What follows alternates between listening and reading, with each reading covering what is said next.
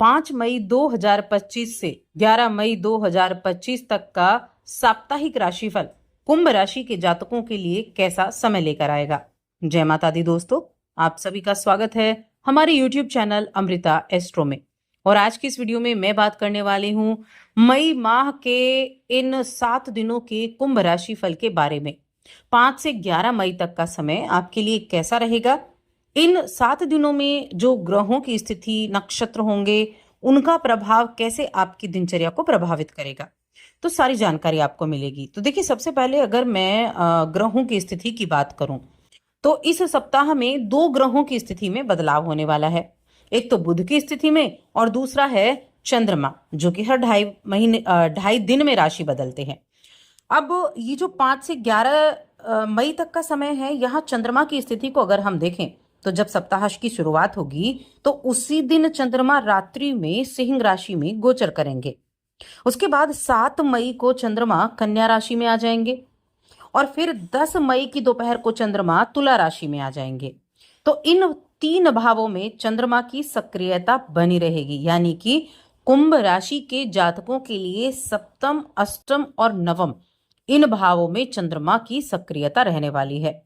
अब अगर मैं ग्रहों की स्थिति की बात करूं तो एक बुध की स्थिति में बदलाव होगा इस सप्ताह में, क्योंकि बुध जो है अभी तक कहां थे, अपनी नीच राशि मीन राशि में विराजमान थे, लेकिन ये अब बुध का गोचर बेहद एक कह सकते हैं खुशी आपके जीवन में लेकर आएगा।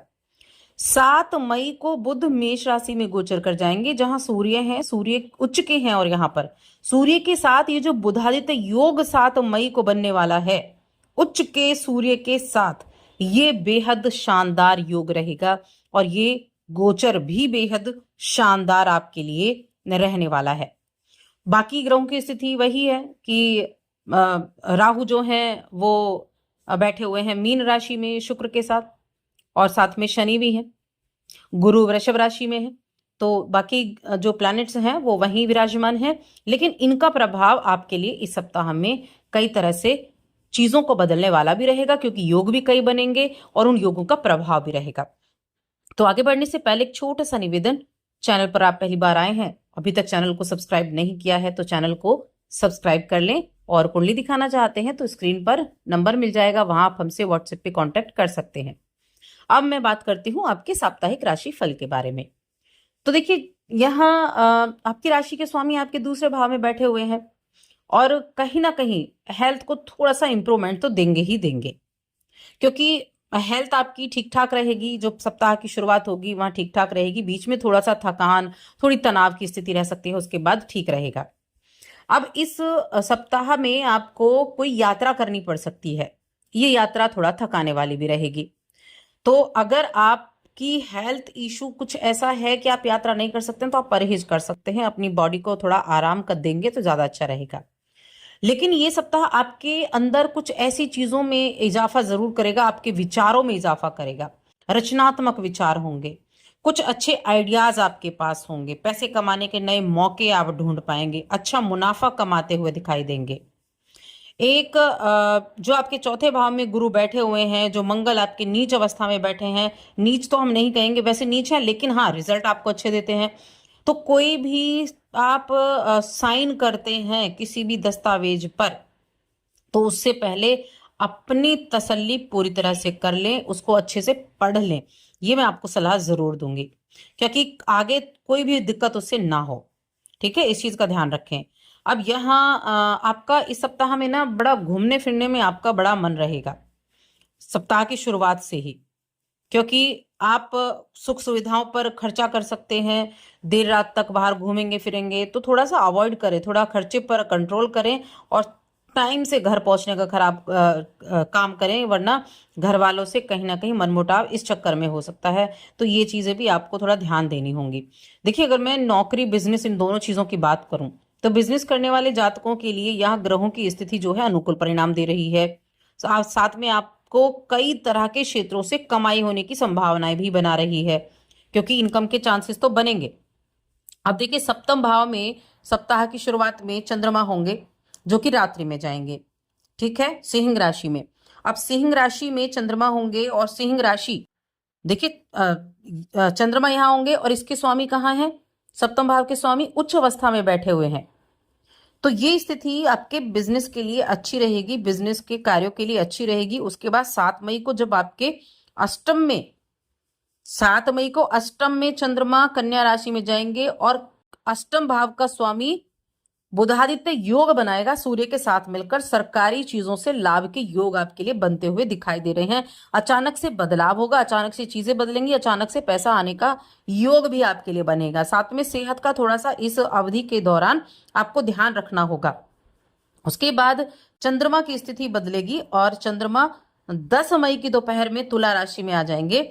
तुला राशि में नवम भाव में चंद्रमा की जो स्थिति है और साथ में शुक्र का उच्च का होना भी है, ये बहुत शानदार है। आपके रिश्तों को मधुर बनाने के लिए, आपके प्रेम जीवन में आपके एक नई ऊर्जा आपको देने के लिए बहुत उत्तम है।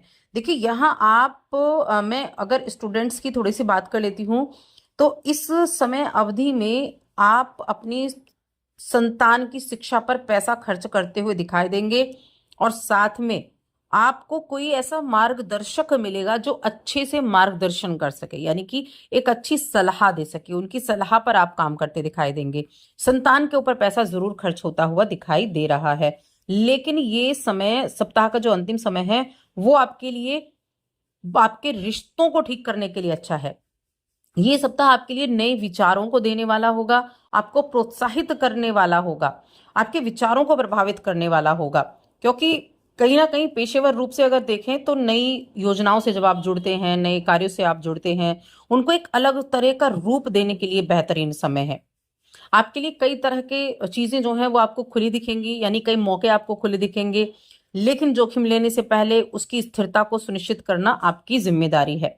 सामाजिक रूप से आपके लिए समय अच्छा है। बुध आपके संचार कौशल को बढ़ाएंगे, बुध आपकी पर्सनालिटी में भी निखार लेकर आएंगे, क्योंकि आपके तीसरे भाव में ये बुधादित्य योग बनने वाला है और तीसरा भाव कम्युनिकेशन का है। जो भी इस राशि के जातक कम्युनिकेशन से जुड़े फील्ड से काम करते हैं वो बहुत अच्छे रिजल्ट प्राप्त कर पाएंगे। आपका जो एक नेटवर्किंग है ना, आपकी नेटवर्किंग अवसरों को बढ़ावा मिलेगा, आपके संवाद की शैली बहुत सुधरेगी, जो अच्छा रहेगा।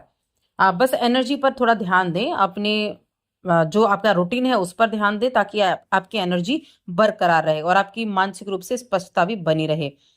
आप सप्ताह के मध्य में थोड़ा आत्मनिरीक्षण भी करते हुए दिखाई देंगे और करना चाहिए। आत्म मूल्यांकन करना बहुत जरूरी है।